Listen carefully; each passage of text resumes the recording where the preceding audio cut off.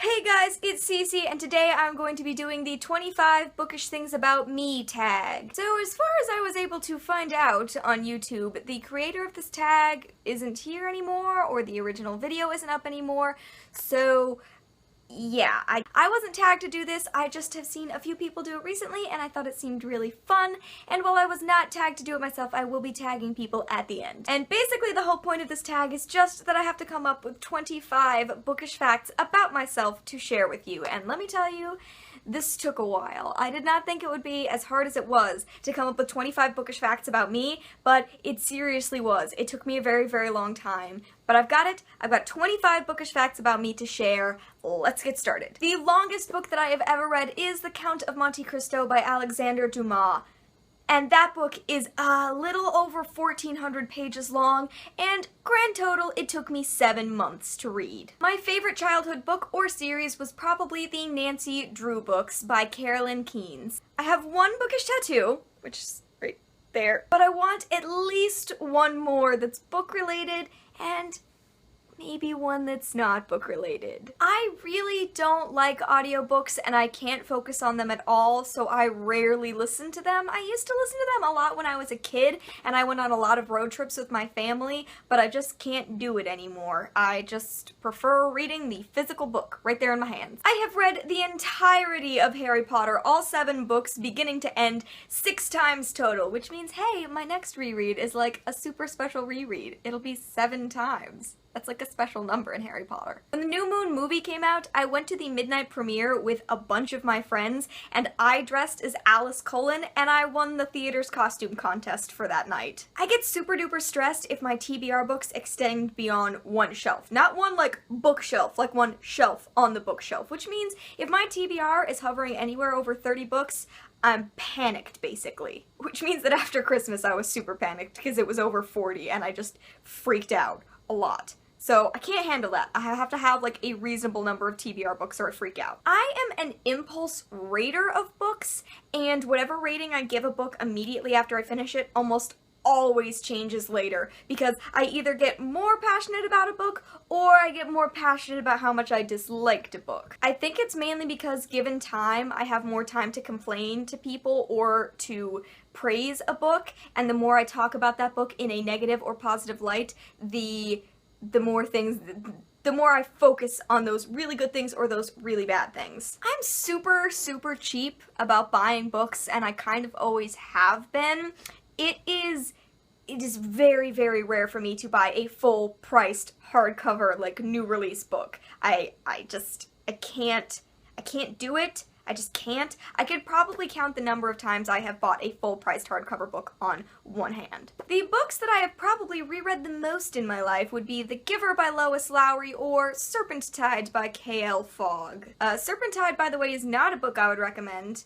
I don't think it's very good, but when I was 12, I was obsessed with it, and I read it, like, so many times during 1 year. But I have read each of those books around 15-ish times, somewhere in there. I have never actually sat down and read the Chronicles of Narnia series by C.S. Lewis. The only way I've experienced them is when my mother read them aloud to me when I was a bit younger. My mother read to me long after I learned how to read on my own, and it was just something that we really enjoyed together. We liked being able to curl up on the couch and her reading to me some of her favorite stories. So having the book read out loud to me is how I first experienced a ton of books, such as The Chronicles of Narnia, as previously mentioned, Little House on the Prairie, Peter Pan, The Secret Garden, The Lost Prince, Out of the Dust, A Wrinkle in Time, Heidi, and many, many more. Side note, and this is not a fact, I tried to recreate this with my little sister, and I tried to read to her, but after she learned to read, at like age 3, she was so done with it, and she would have nothing to do with me because she could handle it on her own, thank you very much. The first signed book I ever received was Serpentide by K.L. Fogg, previously mentioned. It was given to me for my 12th birthday because when my cousin went to buy me a birthday present, the author happened to be in the store, and she was like, well, Cecilia might enjoy this book, so she got it signed for me, so I have this book, and it says, Happy Birthday, Cecilia, and it was the first signed book I ever received. Maybe that led to why I enjoyed it so much.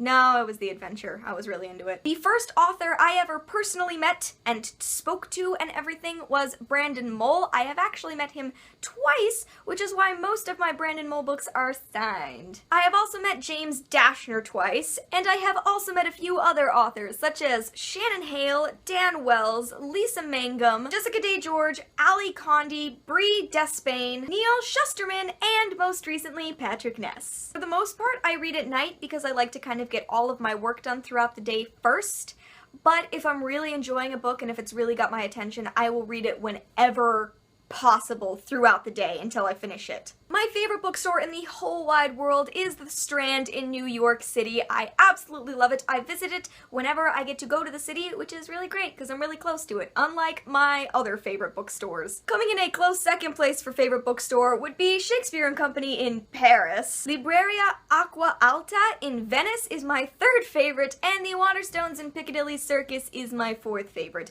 Those are all much more difficult to visit. When I'm reading my own personal copies of books, I do like to tab them, and these are my tabs. It has only been since I joined BookTube that I've done this, but I've really enjoyed it, and they do each have a meaning.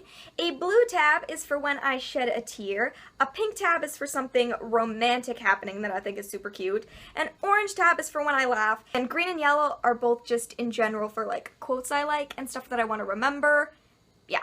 I really like finding mood-themed playlists on 8-tracks to listen to while I read, especially if I'm having a hard time focusing on a book. That really helps me get into it, and I keep track of all of these playlists on 8-tracks. If you want me to, I'm going to link my collection of them below so you can go and check them out. But if I can find a playlist that someone specifically created for the book, that's really wonderful, and I also really like just generic instrumental playlists. It's like having a soundtrack for the book, which is wonderful. My mother once checked me out of high school for a bit of the day because we found out that Lemony Snicket was going to be speaking at a nearby elementary school, and he was going to be nowhere else after he spoke at that elementary school. He was leaving and there was no other chance to meet him, and she knew how very, very much I cared about Lemony Snicket, so she checked me out of school in the middle of the day and took me to an elementary school assembly, and we crashed it so we could see Lemony Snicket speak. Unfortunately, he did not stay afterwards to sign books. He fled. Literally fled the scene. Dashed.